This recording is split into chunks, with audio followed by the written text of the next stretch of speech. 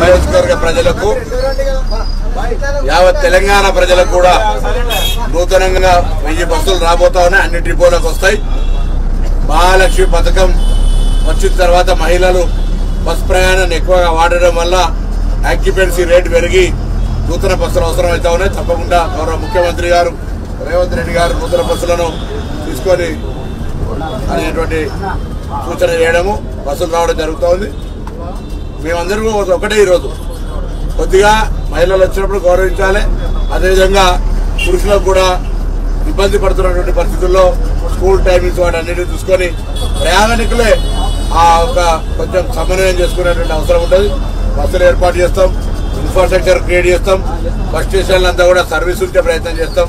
ప్రభుత్వం ఇచ్చిన హామీ ప్రకారంగా మహిళలకు ఉచితంగా వ్యవహారం ఏదైతే బస్సు ఫ్రీ ఉందో చేస్తానో ఇప్పటికి దాదాపు 7 కోట్లు ఫ్రీ టికెట్స్ ఇవ్వడం జరిగింది.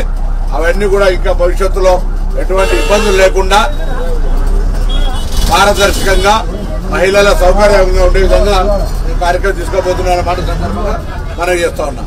ఇలా హుస్నాబాద్ నుంచి కూడా మిగతా డిపోలు కావచ్చు, హైదరాబాద్ జంట నగరాలకు కావచ్చు, అన్ని ప్రాంతాల్లో బస్సుల యొక్క అంశానికి ప్రభుత్వం అత్యంత ప్రాధాన్యత ఇవ్వబోతోంది.